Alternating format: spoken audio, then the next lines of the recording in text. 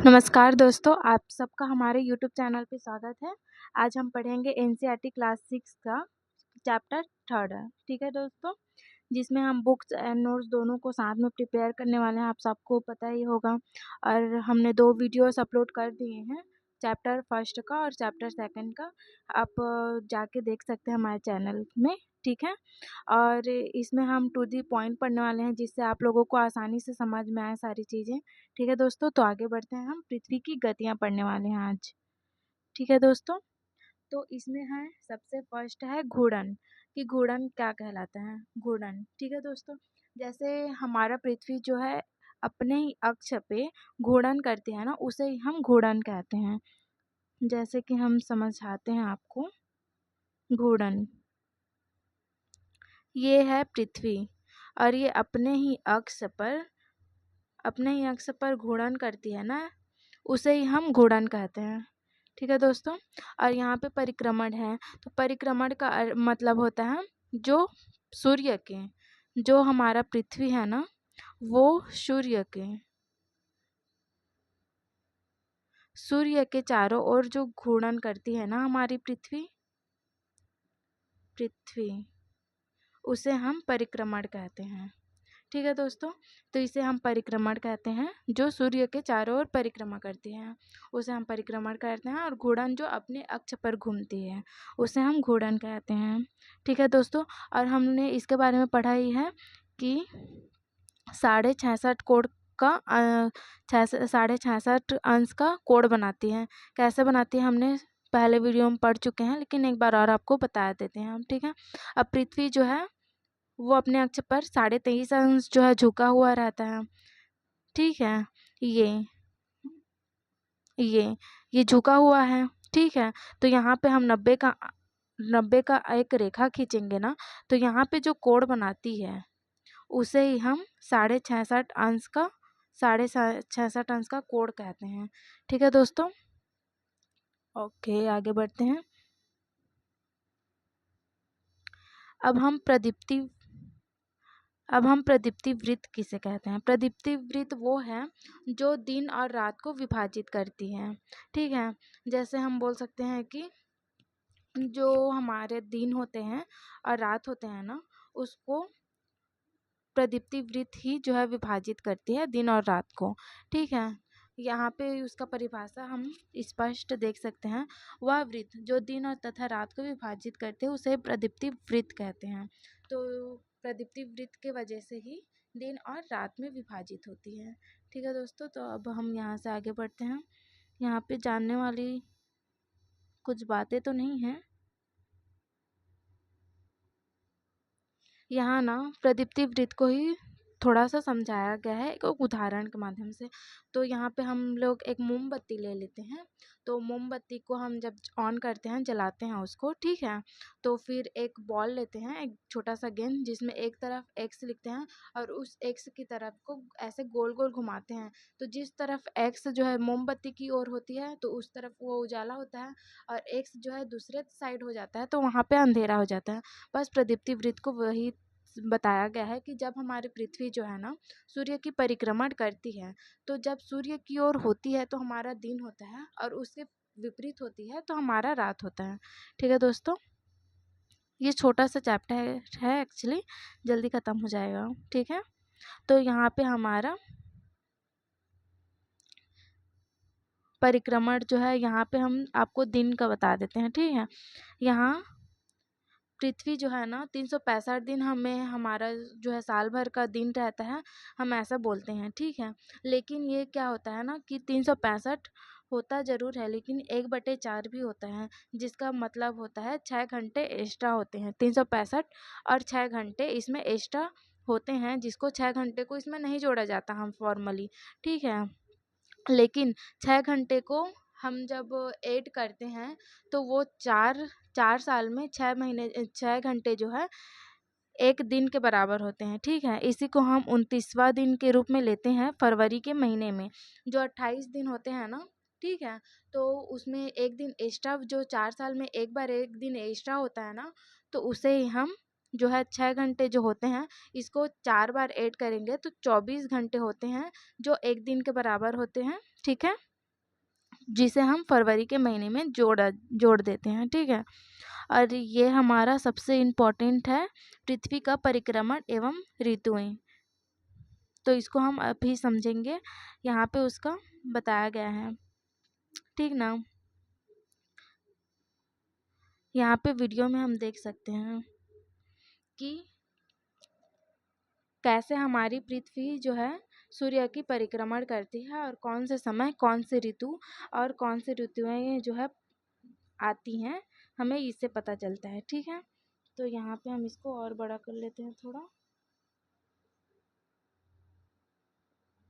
देखिए, तो जब हमारी पृथ्वी जो है यहाँ पे होती है, यहाँ पे, ठीक है, यहाँ पे होती है ना, तो क्या होता है कि दक्षिणी गोलार्ध में होने के कारण, नहीं, हमारी जो पृथ्वी जो होती है ना, तो हमारे जो उत्तरी गोलार्ध है, हमें हम रहते हैं, हमारा इंडिया कहाँ है, उत्तरी गोलार्ध में है, ठीक है।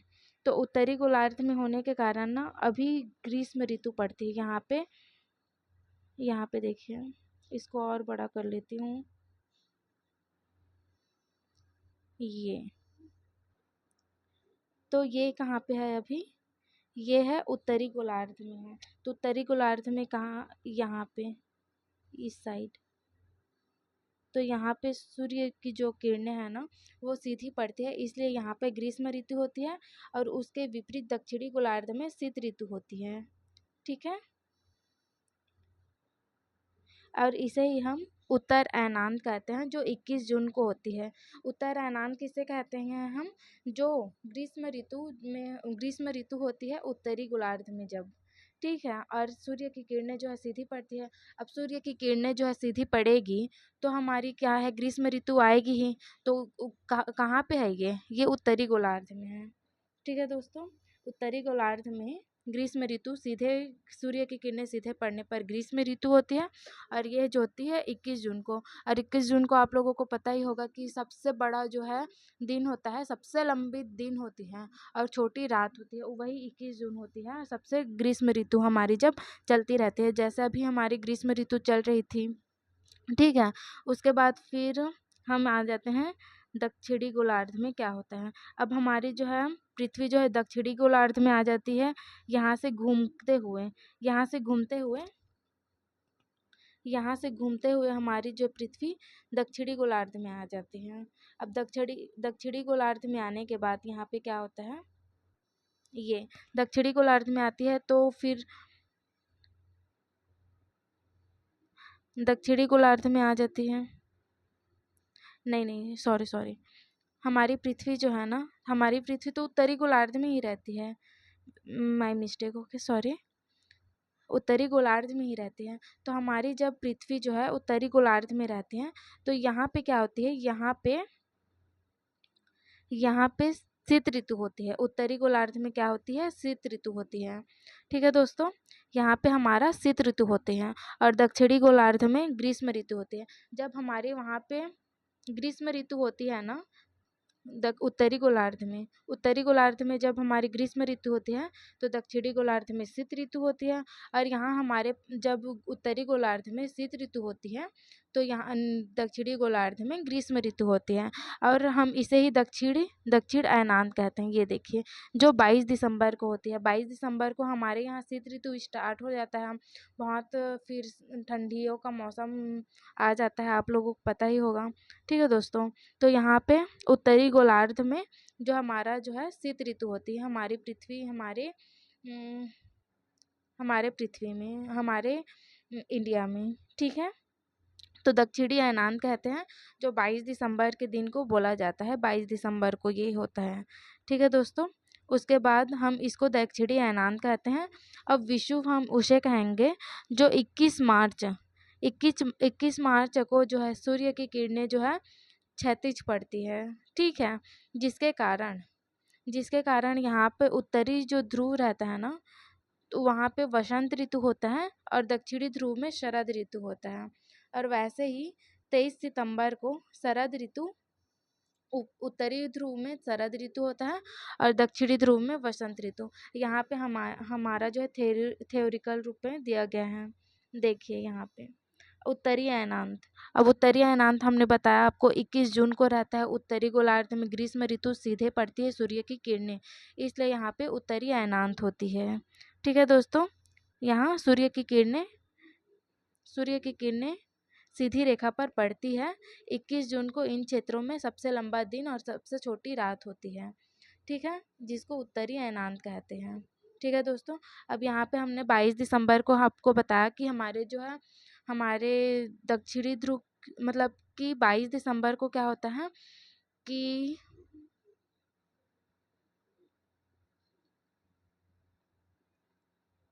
22 दिसंबर को जो है हाँ शीत ऋतु होती है उत्तरी गोलार्ध में। उत्तरी गोलार्ध में हम रहते हैं। अब उत्तरी गोलार्ध में 22 दिसंबर को 22 दिसंबर को उत्तरी गोलार्ध में शीत ऋतु होती है। ठीक है, ये अब इसे ही हम दक्षिणी अयनांत भी कहते हैं। ठीक है दोस्तों, 22 दिसंबर को मकर रेखा पे होती है। तो मकर रेखा पर हमारा जो है सूर्य की किरणें जो है सीधी पड़ती है। तो यहाँ पे देखिए दक्षिणी गोलार्ध में क्या होता है, दक्षिणी गोलार्ध हमारा नहीं है, दक्षिणी गोलार्ध को बताया गया है यहाँ पे कि दक्षिणी गोलार्ध में लंबे दिन तथा छोटी रात होती है, क्योंकि वहाँ पे ग्रीष्म ऋतु होती है, लेकिन हमारे यहाँ हमारे जो उत्तरी गोलार्ध है वहाँ पे जो है शीत ऋतु होती है और दक्षिण गोलार्ध में ग्रीष्म ऋतु होती है। तो अब हम यहाँ से आगे बढ़ते हैं। अब 21 मार्च और 23 सितंबर यहाँ पे आपको हम बताएं कि यहाँ पे विषुव कहलाता है ना। तो 21 मार्च और 23 सितंबर को सूर्य की किरणें जो है ना विषुवत वृत्त पर सीधी पड़ती है। इस अवस्था में कोई भी ध्रुव सूर्य की ओर झुका नहीं होता है, मतलब कि सूर्य की ओर झुका नहीं होता है। अब बताती हूँ मैं आपको यहाँ पे ये जो है ना ये वाली और ये वाली, ये दोनों को हम विषुव कहेंगे। ठीक है, अब क्यों कहेंगे, क्योंकि ये जो है ना सीधी पड़ती है, जो सूर्य की किरणें है ना यहाँ पे सूर्य की किरणें वो सीधी पड़ेगी, इसी कारण हम इसको विषुव कहेंगे। तो यहाँ पे क्या होता है कि उत्तरी ध्रुव में वसंत ऋतु होता है और दक्षिणी ध्रुव में शरद ऋतु होता है ऊपर में। ठीक है, ये देखिए यहाँ पे वसंत ऋतु है और नीचे में शरद ऋतु। और वैसे ही जब नीचे में होता है ना ये, जब पृथ्वी हमारा उत्तरी गोलार्ध जो है पृथ्वी हमारा सूर्य के नीचे होता है ना, तो यहाँ पे क्या होता है कि यहाँ पे ऊपर में उत्तरी ध्रुव में शरद ऋतु होता है और दक्षिणी ध्रुव में वसंत ऋतु होता है। ठीक है दोस्तों, आई होप आप लोग को ये सारी चीज़ें समझ में आ गया होगा। तो यहाँ पे हम आपको उत्तरी अयनांत के बारे में बताए हैं और दक्षिणी अयनांत के बारे में और विषुव के बारे में बताए हैं। तो उत्तरी अयनांत को हम एक बार और रिवाइज कर देते हैं, जिससे आप लोगों को सारी चीज़ें आसानी से समझ आए। ठीक है, तो उत्तरी अयनांत किसे कहते हैं हम, जब 21 जून को जब हमारी उत्तरी गोलार्ध में सूर्य की जो है किरणें सीधी पड़ती है हमारी पृथ्वी के कर्क रेखा पर। ठीक है, तो यहाँ पे जो है सीधी पड़ने के कारण यहाँ पे ग्रीष्म ऋतु होती है, जिसे हम 21 जून को बोलते हैं। ठीक है, 21 जून को क्या है सबसे लंबा दिन भी होता है और छोटी रात होती है, इसलिए 21 जून को हम ठीक है उत्तरी अयनांत कहते हैं। 21 जून के दिन को हम उत्तरी अयनांत कहते हैं। और दक्षिणी अयनांत किसे कहते हैं, 22 दिसंबर के दिन जो है उत्तरी गोलार्ध में जो है शीत ऋतु होती है। ठीक है, इसे ही हम दक्षिणी अयनांत कहते हैं।